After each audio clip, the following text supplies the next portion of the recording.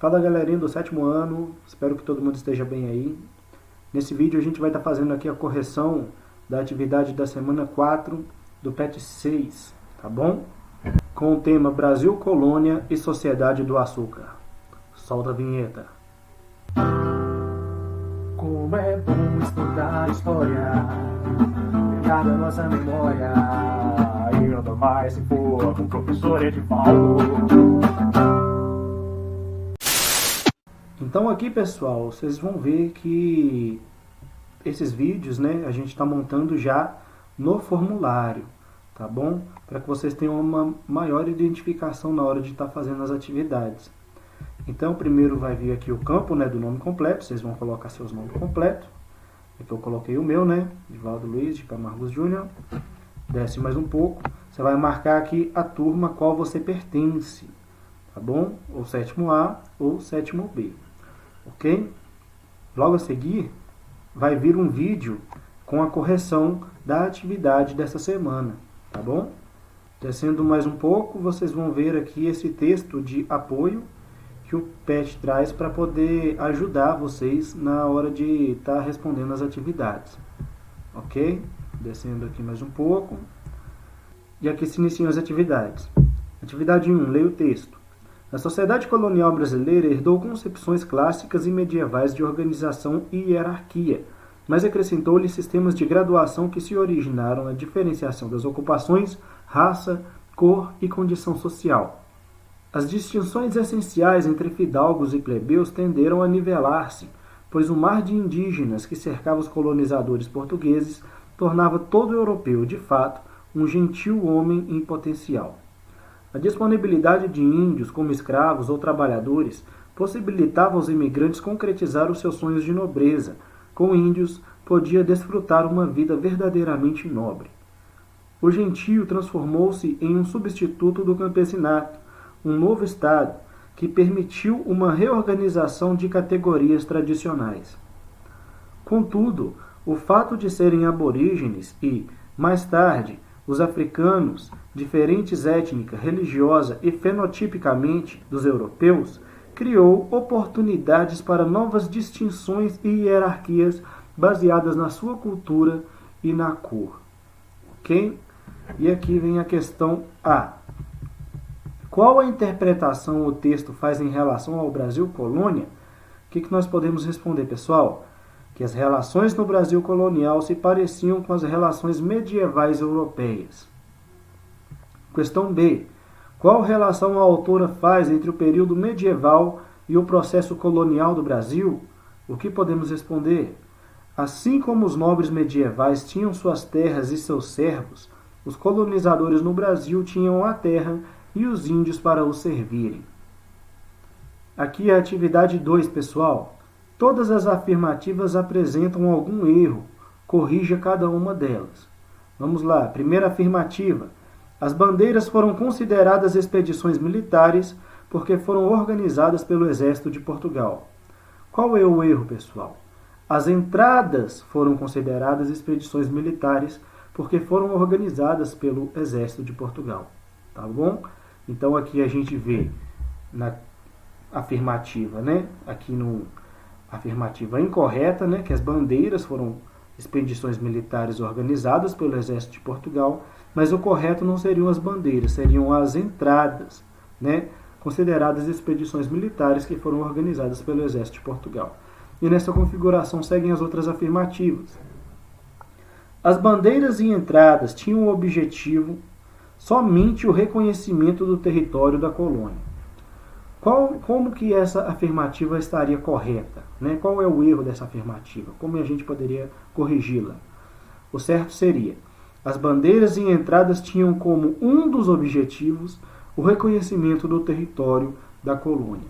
Tá bom? Não era o único objetivo, mas era um dos objetivos. Ok? Afirmativa 3. Fernão Dias Pais foi o bandeirante que destruiu o Quilombo dos Palmares em 1694. Como podemos corrigir essa afirmativa? O que tem de errado nessa afirmativa? Não foi Fernão Dias Pais, foi Domingos Jorge Velho, tá bom? Foi o bandeirante que destruiu o Quilombo dos Palmares em 1694, ok? A afirmativa 4. No século XVII, o Nordeste brasileiro destacava pela produção do café e do fumo. Qual é o erro dessa afirmativa, pessoal? O Nordeste, no século XVII, não se destacava pela produção do café e do fumo, se destacava pela produção do açúcar, ok? Afirmativa 5. As bandeiras eram expedições militares patrocinadas pelo governo de Portugal. Como que a gente pode corrigir aqui, essa afirmativa? As entradas eram expedições militares patrocinadas pelo governo de Portugal. Não as bandeiras. As bandeiras eram expedições particulares, ok? As entradas que eram expedições patrocinadas pelo governo lusitano. Afirmativa 6. A tentativa de transformar o índio no escravo foi um sucesso. Gente, está errado. Como a gente pode colocar essa afirmativa corretamente? O certo seria: a tentativa de transformar o índio em escravo foi um fracasso, ok? Afirmativa 7. As bandeiras, quando procuravam aprisionar os índios do Brasil, não atacavam as missões jesuíticas. Também errada, pessoal. Como que seria o correto? As bandeiras, quando procuravam aprisionar os índios no Brasil, atacavam, sim, as missões jesuíticas, ok? Afirmativa 8. As entradas eram expedições patrocinadas por investidores particulares. Aqui já é o contrário, né? Não seriam as entradas, né, financiadas por investidores particulares, e sim as bandeiras. As bandeiras eram expedições patrocinadas por investidores particulares. Afirmativa 9. As expedições chamadas bandeiras nunca ultrapassaram os limites estabelecidos pelo Tratado das Tordesilhas. Errada também. Como seria essa afirmativa se ela fosse transcrita de forma correta? As expedições chamadas bandeiras ultrapassaram os limites estabelecidos pelo Tratado das Tordesilhas. Afirmativa 10. Dentro das sociedades indígenas do Brasil, os homens realizavam muitas tarefas das mulheres. Também errada, pessoal. Se essa afirmativa fosse correta, o que ela afirmaria?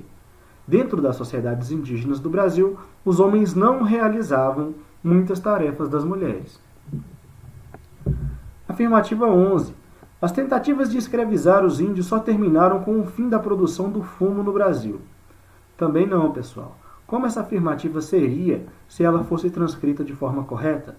As tentativas de escravizar os índios só terminaram com a implementação da escravidão de africanos no Brasil. Ok? Afirmativa 12. As minas de ouro mais importantes do período foram descobertas em São Paulo, Bahia e Espírito Santo. Também errado. Como que seria essa afirmativa corretamente? As minas de ouro mais importantes do período foram descobertas em Minas Gerais, Mato Grosso e Goiás. Ok? Afirmativa 13. Em 1698, Antônio Dias de Oliveira encontrou ouro em Vila Rica, que mais tarde recebeu o nome de Diamantina. Também não, né, pessoal? Como seria essa afirmativa se tivesse sido escrita corretamente? O certo seria: em 1698, Antônio Dias de Oliveira encontrou ouro em Vila Rica, que mais tarde recebeu o nome de Ouro Preto. Ok? E a afirmativa 14, a última, né? Com a descoberta de ouro, o governo de Portugal permitiu a entrada de qualquer um na região de Minas Gerais que quisesse trabalhar na extração dessas riquezas. Né? Mais uma afirmativa errada, como ela seria se tivesse sido colocada de forma correta. Com a descoberta de ouro, o governo de Portugal não permitiu a entrada de qualquer um na região de Minas Gerais que quisesse trabalhar na extração de riquezas. Ok? Então, turma, finalizamos aqui o PET 6. Espero que esse vídeo tenha sido de bom proveito para vocês. E até a próxima. Até semana que vem com o PET 7. Forte abraço. Valeu.